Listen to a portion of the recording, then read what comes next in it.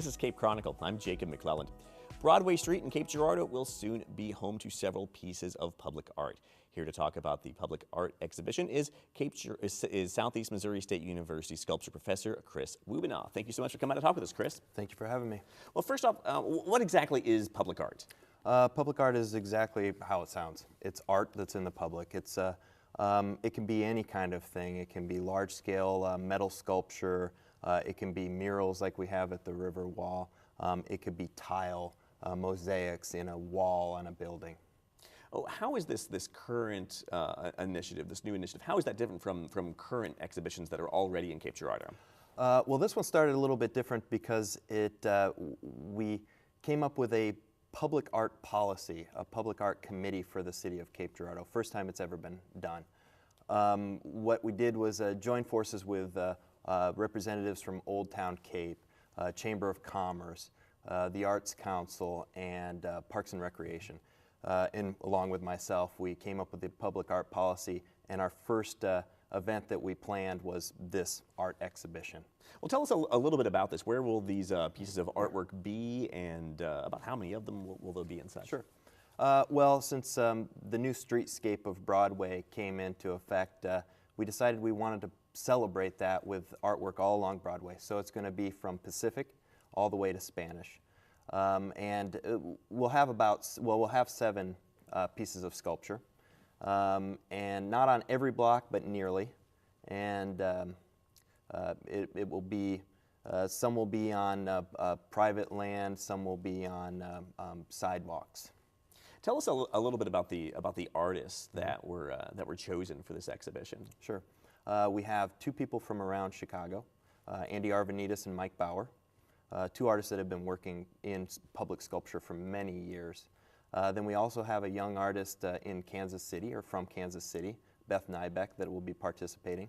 And we have 2 artists from Iowa, one Stephanie Saylor and another Dan Perry. And then one local sculptor, Ben Pierce, and I guess myself. How are these artists chosen? We started off with a call to a select few. We invited about 40 artists, and many of them submitted their, whether it was pre-existing work or proposals. And we then brought in a juror from outside, a sculpture professor from the University of Northern Iowa, someone I know very well. And we went through all the proposals, all the entries, and we chose those that we felt were good fits for this community. And that met all the things that we wanted for this exhibition. Now, Chris, we have not necessarily these. We have a few examples of some of your own artwork that's been displayed in public spaces, like right here. Could you? Sure. And these aren't necessarily items that we'll see during this exhibition, Correct. but just kind of an example of some of the types of artwork you may see. Could you just describe some of these, where these are, and such? This piece actually has traveled from coast to coast nearly. It started off in San Francisco. I went to grad school in San Francisco. And it's made its way all the way out to just outside of Washington, D.C. There, that image, it was in an outdoor show in Dubuque, Iowa. It's made out of mild steel. And right now it's getting ready to be in an outdoor show downtown Waterloo, Iowa. Yep. Okay. And I think we have another one right here. Tell us a little about this one. Sure. This is a commission for a nature trail up in Iowa.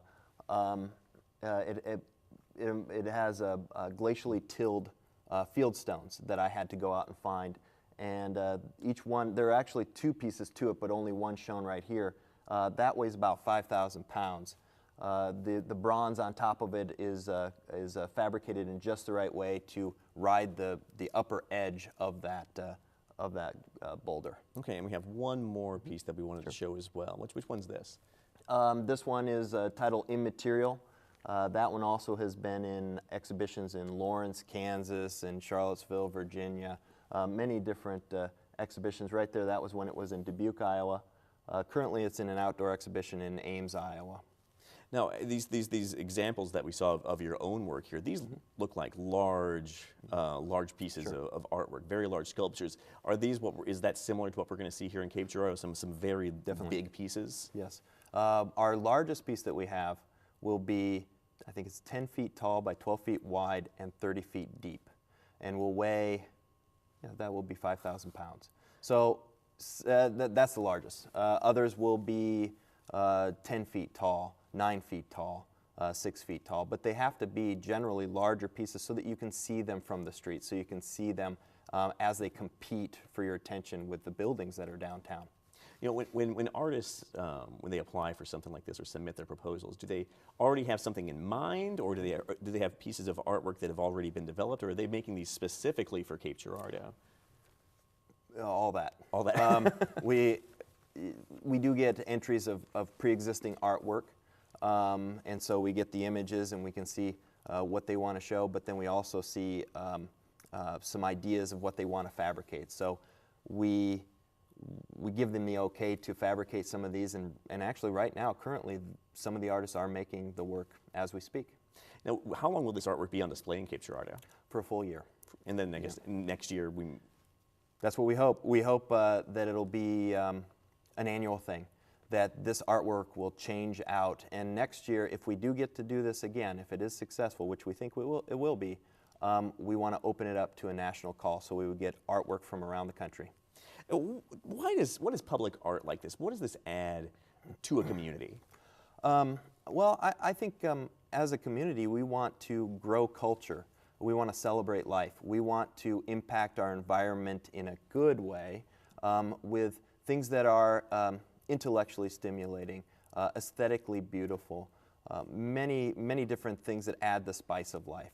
I think also from a city standpoint, it's a good thing because it enhances the citizens' lives, their everyday surroundings, but also brings in visitors, brings in tourism. If we get to be known as a location that does this, we'll start drawing more and more people into Cape Girardeau to see this event. When will the public art go on display in Cape Girardeau? It will start. We'll start installing April 2nd and April 3rd, and then we'll have our opening reception on April 4th. Fantastic. We've been talking today with Chris Wubenon. He's a sculpture professor at Southeast Missouri State University. Chris, thank you so much for coming by. Thank you for having me. Ahead, Cape Girardeau City Manager Scott Meyer. That's coming up on Cape Chronicle.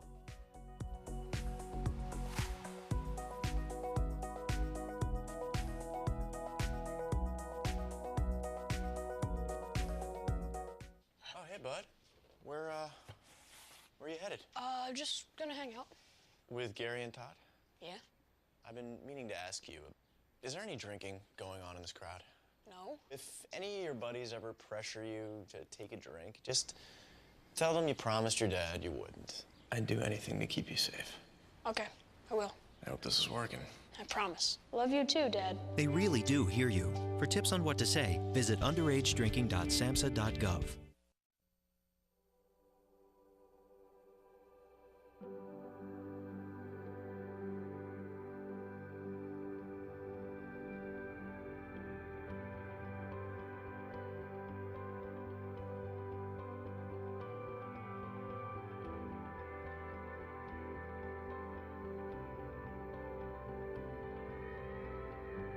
Simple moments are what make every day count.